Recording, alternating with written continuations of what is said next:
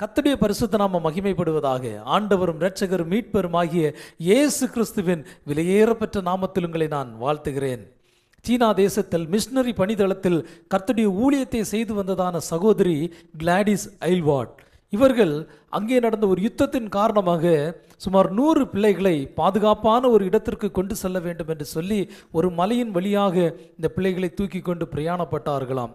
பாருங்கள், பல நாட்கள் அதன் வழியாய் பிரயாணப்பட்டு அவர்களுக்கு சரியான உணவில்லை, சரீரத்தில் பயங்கர களைப்பு, சோர்வு, இப்படிப்பட்டதான காரியங்கள் உண்டாயின. பிள்ளைகளும் சோர்ந்து போய் மிகவும் அழ ஆரம்பித்தார்கள். ஒரு கட்டத்தில் இந்த சகோதரி தன்னுடைய சரீரத்திலும் முற்றிலும் பலனை இழந்தவர்களாய் கீழே விழுந்து விட்டார்களாம். பாருங்கள், அப்பொழுது அந்த கூட்டத்தில் இருந்த ஒரு சின்ன பிள்ளை பரிசுத்த வேதாகமத்தை எடுத்து ஏசாயா தீர்க்கதரிசியின் புஸ்தகம் 40வது அதிகாரம் 31வது வசனத்தை வாசித்தார்களாம்.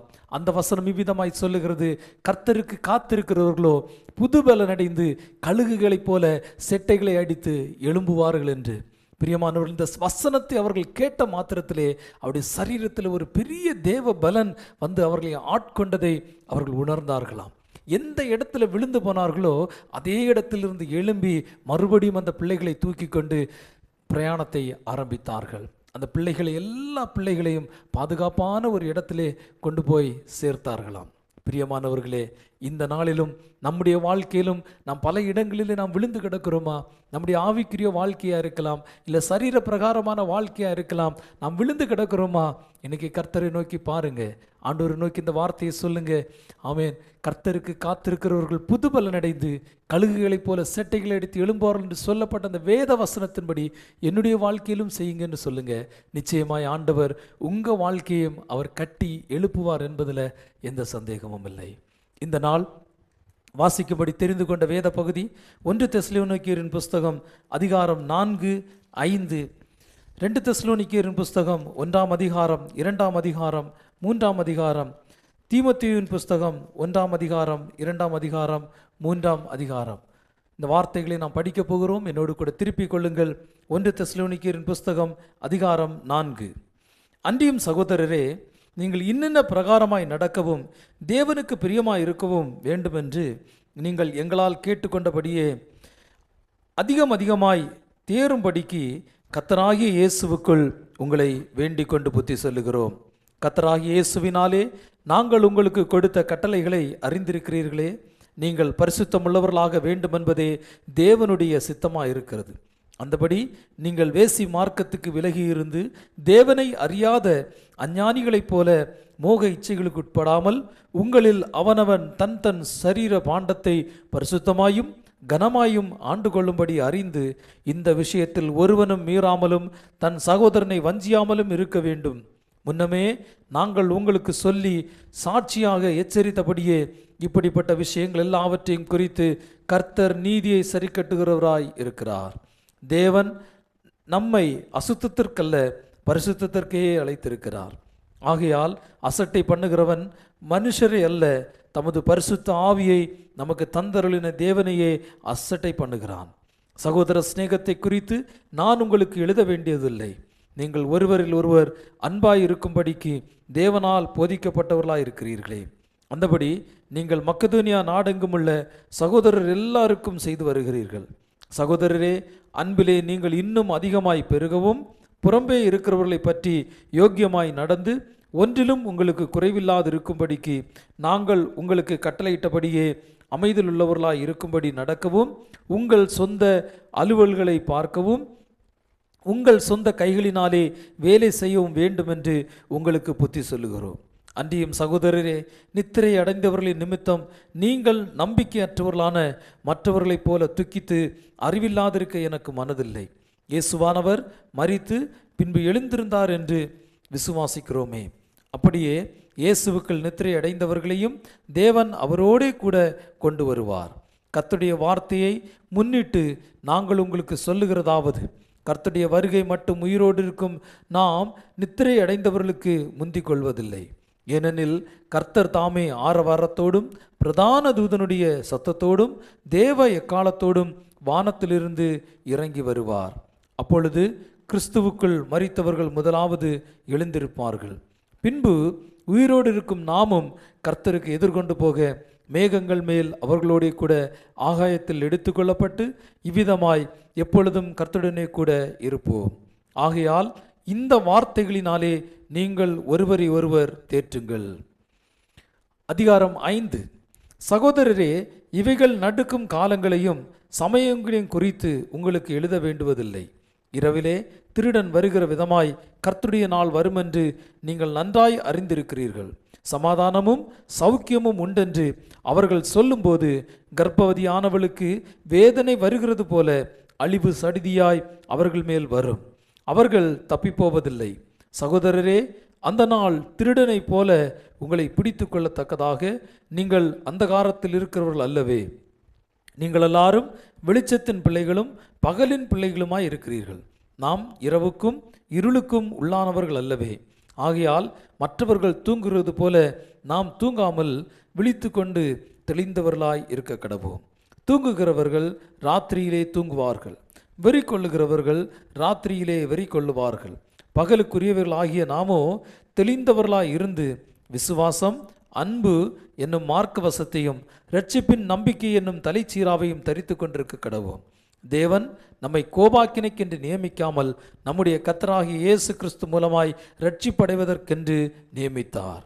நாம் விழித்திருப்பவர்கள் ஆனாலும் நித்திரை அடைந்தவர்கள் ஆனாலும் தம்முடனே கூட நாம் ஏகமாய் பிழைத்திருக்கும்படி அவர் நமக்காக மரித்தாரே. ஆகையால் நீங்கள் செய்து வருகிறபடியே ஒருவரை ஒருவர் தேற்றி ஒருவருக்கொருவர் பக்தி விருத்தி உண்டாகும்படி செய்யுங்கள்.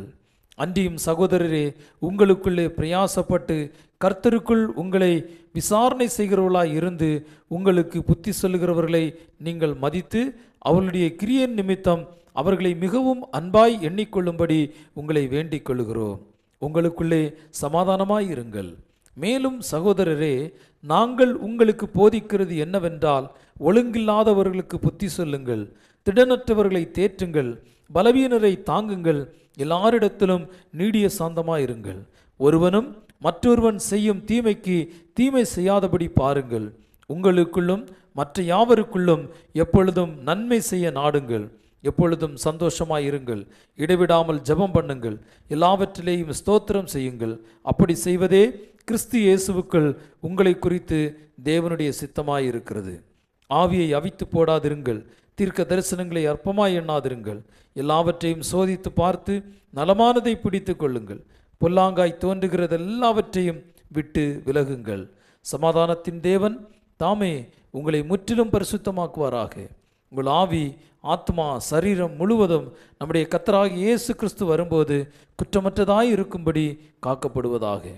உங்களை அழைக்கிறவர் உண்மை உள்ளவர், அவர் அப்படியே செய்வார். சகோதரரே, எங்களுக்காக வேண்டிக் கொள்ளுங்கள். சகோதரர் எல்லாரையும் பரிசுத்த முத்தத்தோடைய வாழ்த்துங்கள். இந்த நிருபம் பரிசுத்தமான சகோதரர் யாவருக்கும் வாசிக்கப்படும்படி செய்ய வேண்டும் என்று கர்த்தர் பேரில் ஆணையிட்டு உங்களுக்கு சொல்லுகிறேன். நம்முடைய கர்த்தராகிய இயேசு கிறிஸ்துவினுடைய கிருபை உங்களுடனே கூட இருப்பதாக. ஆமேன். அப்போஸ்தலனாகிய பவுல் தெசலோனியருக்கு எழுதின 2ஆம் நிருபம் அதிகாரம் 1. பவுலும் சில்வானாவும் தீமோத்தேயும் நம்முடைய பிதாவாகிய தேவனுக்குள்ளும் கர்த்தராகிய இயேசு கிறிஸ்துவுக்குள்ளும் இருக்கிற தெசலோனிக்கேயர் சபைக்கு எழுதுகிறதாவது, நம்முடைய பிதாவாகிய தேவனாலும் கர்த்தராகிய இயேசு கிறிஸ்துவினாலும் உங்களுக்கு கிருபையும் சமாதானமும் உண்டாவதாக. சகோதரரே, நாங்கள் எப்பொழுதும் உங்களுக்காக தேவனை ஸ்தோத்திரிக்க கடனாளிகளாக இருக்கிறோம். உங்கள் விசுவாசம் மிகவும் பெருகுகிறபடியினாலும் நீங்கள் எல்லாரும் ஒருவரில் ஒருவர் வைத்திருக்கிற அன்பு அதிகரிக்கிறபடியினாலும் அப்படி செய்கிறது தகுதியாக இருக்கிறது. நீங்கள் சகிக்கிற சகல துன்பங்களிலும் உபத்திரவங்களிலும் பொறுமையையும் விசுவாசத்தையும் காண்பிக்கிறது நிமித்தம் உங்களை குறித்து நாங்கள் தேவனுடைய சபைகளில் மேன்மை பாராட்டுகிறோம். நீங்கள் தேவனுடைய ராஜ்யத்து நிமித்தம் பாடு அனுபவிக்கிறவர்களாக இருக்க அந்த ராஜ்யத்திற்கு நீங்கள் பாத்திரர் என்று எண்ணப்படும்படிக்கு தேவன் நியாயமான தீர்ப்பு செய்கிறவர் என்பதற்கு அதுவே அத்தாட்சியாக இருக்கிறது. உங்களை உபத்திரவப்படுத்துகிறவர்களுக்கு உபத்திரவத்தையும் உபத்திரவப்படுகிற உங்களுக்கு எங்களோடு கூட இளைப்பாறுதலையும் பிரதிபலனாக கொடுப்பது தேவனுக்கு நீதியாக இருக்கிறதே. தேவனை அறியாதவர்களும் நம்முடைய கர்த்தராகிய இயேசு கிறிஸ்துவின் சுவிசேஷத்திற்கு கீழ்ப்படியாதவர்களுக்கும் நீதியுள்ள ஆக்கினையை செலுத்தும்படிக்கு கர்த்தராகிய இயேசு தமது வல்லமையின் தூதரோடும் ஜுவாலித்து எரிகிற அக்கினியோடும் வானத்திலிருந்து வெளிப்படும் போது அப்படி ஆகும். அந்நாளிலே தம்முடைய பரிசுத்தவான்களில் மகிமைப்படத்தக்கவராயும் நீங்கள் எங்களுடைய சாட்சியை விசுவாசித்தபடியினாலே உங்களிடத்திலும் எல்லாரிடத்திலும் ஆச்சரியப்படத்தக்கவராயும் அவர் வரும்போது அவர்கள் கர்த்தருடைய சன்னிதானத்திலிருந்தும் அவருடைய வல்லமை பொருந்திய மகிமையிலிருந்தும் நீங்களாகி நித்திய அழிவாகிய தண்டனையை அடைவார்கள். ஆகையால் நம்முடைய தேவனும் கர்த்தராகிய இயேசு கிறிஸ்துவும் அளிக்கும் கிருபையின்படியே நம்முடைய கர்த்தராகிய இயேசு கிறிஸ்துவின் நாமம் உங்களிடத்திலும் நீங்கள் அவரிடத்திலும் மகிமைப்படும் பொருட்டாக நம்முடைய தேவன் உங்களை தமது அழைப்புக்கு பாத்திரராக்கவும் தமது தயவுள்ள சித்தம் முழுவதையும் விசுவாசத்தின் கிரியையும் பலமாய் உங்களிடத்தில் நிறைவேற்றவும் வேண்டுமென்று எப்பொழுதும் உங்களுக்காக வேண்டிக் கொள்கிறோம். 2 தெசலோனிக்கேயர் அதிகாரம் 2. அன்றியும் சகோதரரே, நம்முடைய கர்த்தராகிய இயேசு கிறிஸ்துவின் வருகையையும் நாம் அவரிடத்திலே சேர்க்கப்படுவதையும் குறித்து நாங்கள் உங்களை வேண்டிக் கொள்கிறது என்னவென்றால், ஒரு ஆவியினாலாவது வார்த்தையினாலாவது எங்களிடத்திலிருந்து வந்ததாய் தோன்றுகிற ஒரு நிருபத்தினாலாவது கிறிஸ்துவனுடைய நாள் சமீபமாயிருக்கிறதாக சொல்லப்பட்டால் உடனே சஞ்சலப்படாமலும் கலங்காமலும் இருங்கள். எவ்விதத்தினாலும் ஒருவனும் உங்களை மோசம் போகாதபடிக்கு எச்சரிக்கையாயிருங்கள். ஏனெனில் விசுவாச துரோகம் முந்தி நேரிட்டு கேட்டின் மகனாகிய பாவ மனுஷன் வெளிப்பட்டால் ஒழிய அந்த நாள் வராது.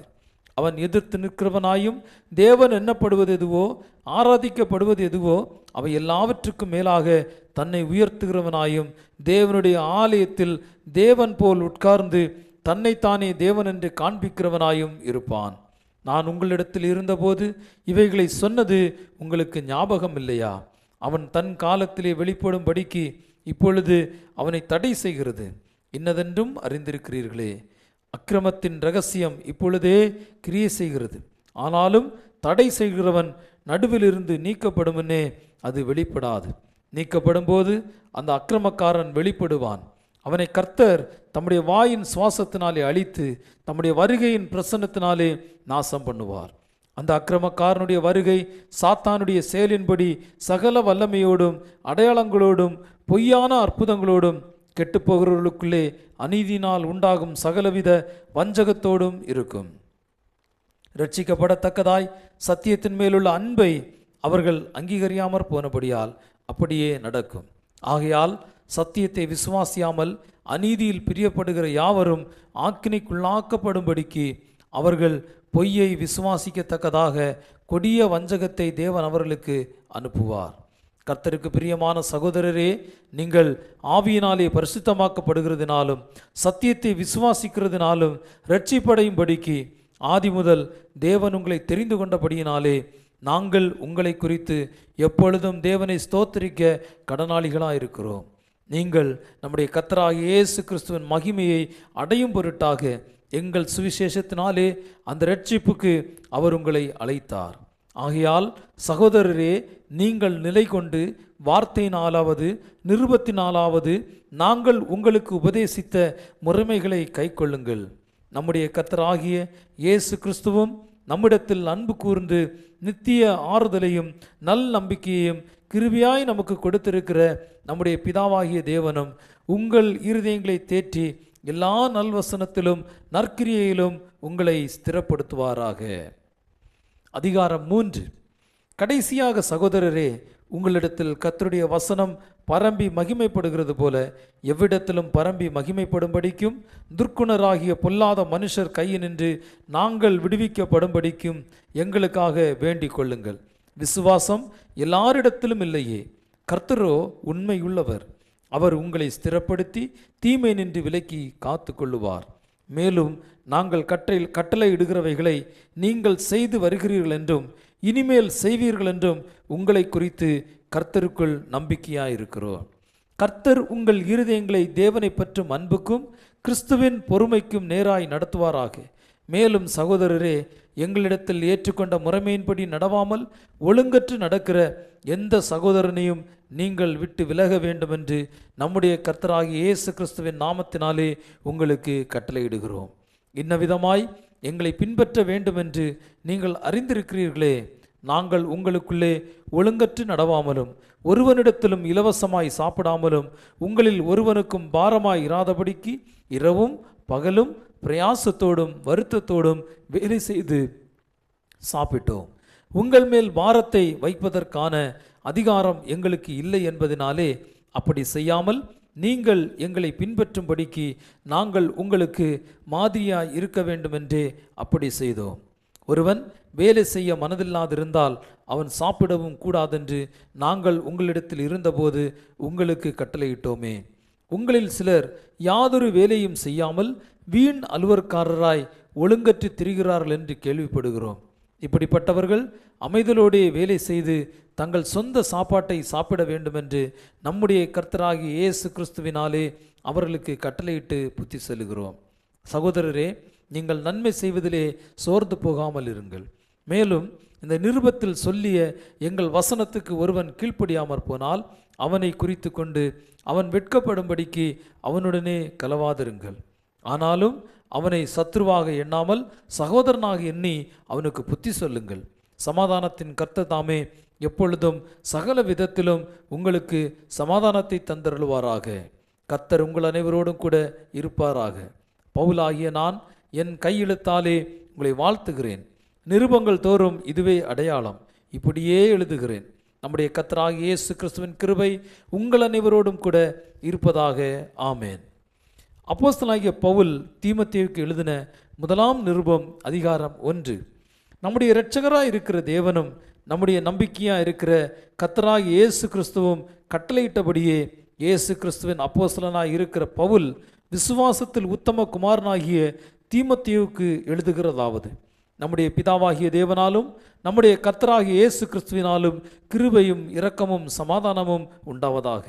வேற்றுமையான உபதேசங்களை போதியாத படிக்கும் விசுவாசத்தினால் விளங்கும் தெய்வீக பக்தி விருத்திக்கு ஏதுவாய் இராமல் தர்க்கங்களுக்கு ஏதுவாயிருக்கிற கட்டுக்கழுதைகளையும் முடிவில்லாத வம்ச வரலாறுகளையும் கவனியாத படிக்கும் நீங்கள் சிலருக்கு கட்டளையிடும் பொருட்டாக நான் மக்கதோனியாவுக்கு போகும்போது உன்னை எபேசு பட்டணத்தில் இருக்க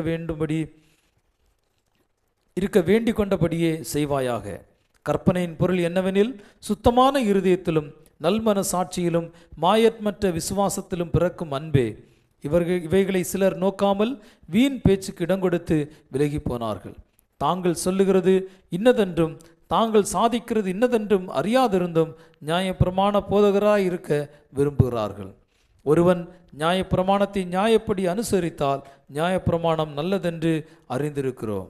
எங்களுக்கு தெரிந்திருக்கிறபடி நியாயப்பிரமாணம் நீதிமானுக்கு விதிக்கப்படாமல் அக்கிரமக்காரருக்கும் அடங்காதவர்களுக்கும் பக்தி இல்லாதவர்களுக்கும் பாவிகளுக்கும் அசுத்தருக்கும் சீர்கெட்டவர்களுக்கும் தாய் தகப்பன் மாறி அடிக்கிறவர்களுக்கும் கொலைபாதகருக்கும் வேசி கள்ளருக்கும் ஆண் புணர்ச்சிக்காரருக்கும் மனுஷரை திருடுகிறவர்களுக்கும் பொய்யருக்கும் பொய்யான இடுகிறவர்களுக்கும் நித்தியானந்த தேவனுடைய மகிமையான சுவிசேஷத்தின்படி எனக்கு ஒப்புவிக்கப்பட்டிருக்கிற ஆரோக்கியமான உபதேசத்திற்கு எதிரடியாய் இருக்கிற மற்றெந்த செய்கைக்கும் விரோதமாய் விதிக்கப்பட்டிருக்கிறது. என்னை பலப்படுத்துகிற நம்முடைய கர்த்தராகிய இயேசு கிறிஸ்து என்னை உண்மை உள்ளவர் என்று எண்ணி இந்த ஊழியத்திற்கு ஏற்படுத்தினபடியால் அவரை ஸ்தோத்தரிக்கிறேன். முன்னே நான் தூஷிக்கிறவனும் துன்பப்படுத்துகிறவனும் கொடுமை செய்கிறவனுமாய் இருந்தேன். அப்படி இருந்தும் நான் அறியாமல் அவிசுவாசத்தினாலே அப்படி செய்தபடியினால் இரக்கம் பெற்றேன். நம்முடைய கர்த்தரின் கிருபை கிறிஸ்து இயேசுவின் மேலுள்ள விசுவாசத்தோடும் அன்போடும் கூட என்னிடத்தில் பூரணமாய் பெருகிற்று. பாவிகளை இரட்சிக்க கிறிஸ்து இயேசு உலகத்தில் வந்தார் என்கிற வார்த்தை உண்மையும் எல்லா அங்கீகரிப்புக்கும் பாத்திரமானது. அவர்களில் பிரதான பாவி நான். அப்படி இருந்தும் நித்திய ஜீவனை அடையும்படி இனிமேல் இயேசு கிறிஸ்துவனிடத்தில் விசுவாசமாய் இருப்பவர்களுக்கு திருஷ்டாந்தம் உண்டாகும் பொருட்டு பிரதான பாவியாகிய என்னிடத்தில் அவர் எல்லா நீடிய பொறுமையையும் காண்பிக்கும்படிக்கு இரக்கம் பெற்றேன். நித்தியமும் அழிவில்லாமையும் அதிர்சனும் உள்ள ராஜனுமாய் தாம் ஒருவரே ஞானமுள்ள தேவனுமாய் இருக்கிறவருக்கு கனமும் மகிமையும் சதா காலங்களிலும் உண்டாயிருப்பதாக. ஆமேன். குமாரனாகிய தீமோத்தேயுவே, உன்னை குறித்து முன் உண்டான தீர்க்க தரிசனங்களின்படியே நீ அவைகளை முன்னிட்டு நல்ல போராட்டம் பண்ணும்படி இந்த கட்டளையை உனக்கு ஒப்புவிக்கிறேன். நீ விசுவாசமும் நல்மன சாட்சியும் உடையவனாயிரு. இந்த நல்மன சாட்சியை சிலர் தள்ளிவிட்டு விசுவாசமாகிய கப்பலை சேதப்படுத்தினார்கள். இமுனேயும் அலெக்சந்தரும் அப்படிப்பட்டவர்கள். அவர்கள் தூசியாதபடி சிட்சிக்கப்பட அவர்களை சாத்தானிடத்தில் ஒப்புக்கொடுத்தேன். அதிகாரம் 2. நான் பிரதானமாய் சொல்லுகிற புத்தி என்னவெனில் எல்லா மனுஷருக்காகவும் விண்ணப்பங்களையும் ஜபங்களையும் வேண்டுதல்களையும் ஸ்தோத்திரங்களையும் பண்ண வேண்டும். நாம் எல்லா பக்தியோடும் நல்லொழுக்கத்தோடும் கலகமில்லாமல் அமைதியுள்ள ஜீவனம் பண்ணும்படிக்கு ராஜாக்களுக்காகவும் அதிகாரம் உள்ளவர்களுக்காகவும் அப்படியே செய்ய வேண்டும். நம்முடைய இரட்சகராகிய தேவனுக்கு முன்பாக அது நன்மையும் பிரியவுமாயிருக்கிறது. எல்லா மனுஷரும் ரட்சிக்கப்படவும் சத்தியத்தை அறிகிற அறிவை அடையவும் அவர் சித்தமுள்ளவராய் இருக்கிறார். தேவன் ஒருவரே, தேவனுக்கும் மனுஷருக்கும் மத்தியஸ்தரும் ஒருவரே. எல்லாரையும் மீட்கும் பொருளாக தம்மை ஒப்பு கொடுத்த மனுஷனாகிய கிறிஸ்து இயேசு அவரே. இதற்குரிய சாட்சி ஏற்ற காலங்களில் விளங்கி வருகிறது. இதற்காகவே நான் பிரசங்கியாகவும் அப்போஸ்தலனாகவும் புற ஜாதிகளுக்கு விசுவாசத்தையும் சத்தியத்தையும் விளங்க பண்ணுகிற போதகனாகவும் நியமிக்கப்பட்டிருக்கிறேன். நான் பொய் சொல்லாமல் கிறிஸ்துவுக்குள் உண்மையை சொல்லுகிறேன். அன்றியும் புருஷர்கள் கோபமும் தர்க்கமும் இல்லாமல் பரிசுத்தமான கைகளை உயர்த்தி எல்லா இடங்களிலேயும் ஜெபம் பண்ண வேண்டும் என்று விரும்புகிறேன்.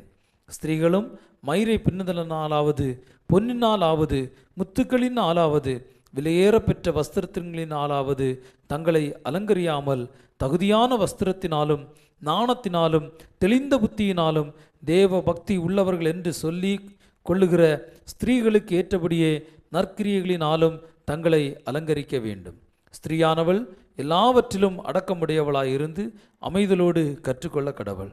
உபதேசம் பண்ணவும் புருஷன் மேல் அதிகாரம் செலுத்தவும் ஸ்திரீயானவளுக்கு நான் உத்தரவு கொடுக்கிறதில்லை. அவள் அமைதியாய் இருக்க வேண்டும். எண்ணத்தினாலெனில் முதலாவது ஆதாம் உருவாக்கப்பட்டான், பின்பு ஏவாள் உருவாக்கப்பட்டாள். மேலும் ஆதாம் வஞ்சிக்கப்படவில்லை, ஸ்திரீயானவளே வஞ்சிக்கப்பட்டு மீறுதலுக்கு உட்பட்டாள். அப்படியிருந்தும் தெளிந்த புத்தியோடு விசுவாசத்திலும் அன்பிலும் பரிசுத்தத்திலும் நிலை கொண்டிருந்தால் பிள்ளை பேற்றினாலே ரட்சிக்கப்படுவாள். அதிகாரம் 3. கண்காணிப்பை விரும்புகிறவன் நல்ல வேலையை விரும்புகிறான். இது உண்மையான வார்த்தை. ஆகையால் கண்காணியானவன் குற்றம் சாட்டப்படாதவனும் ஒரே மனைவியை உடைய புருஷனும் ஜாக்கிரதை உள்ளவனும் தெளிந்த புத்தியுள்ளவனும் யோக்கியதை உள்ளவனும் அந்நியரை உபசரிக்கிறவனும் போதக சமர்த்தனுமாய் இருக்க வேண்டும்.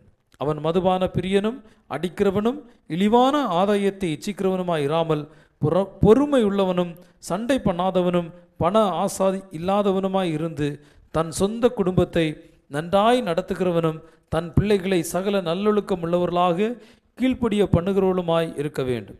ஒருவன் தன் சொந்த குடும்பத்தை நடத்த அறியாதிருந்தால் தேவனுடைய சபையை எப்படி விசாரிப்பான்?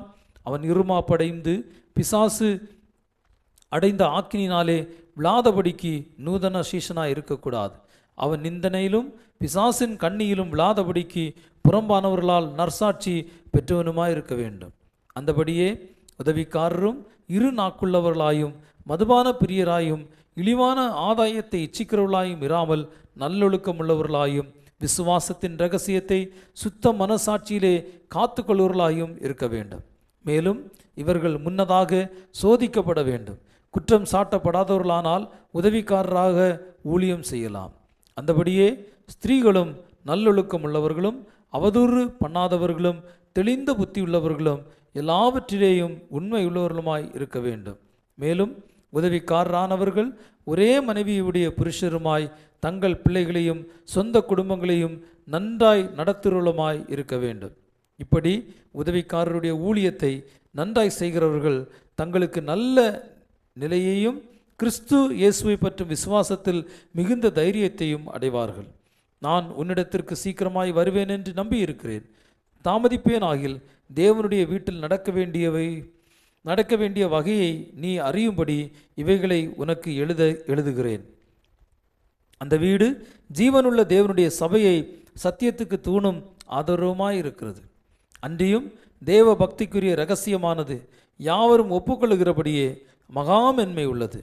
தேவன் மாம்சத்திலே வெளிப்பட்டார், ஆவியிலே நீதி உள்ளவர் என்று விளங்கப்பட்டார், தேவதூதர்களால் காணப்பட்டார், புறஜாதிகளிடத்தில் பிரசங்கிக்கப்பட்டார், உலகத்திலே விசுவாசிக்கப்பட்டார், மகிமையிலே ஏற்றுக்கொள்ளப்பட்டார்.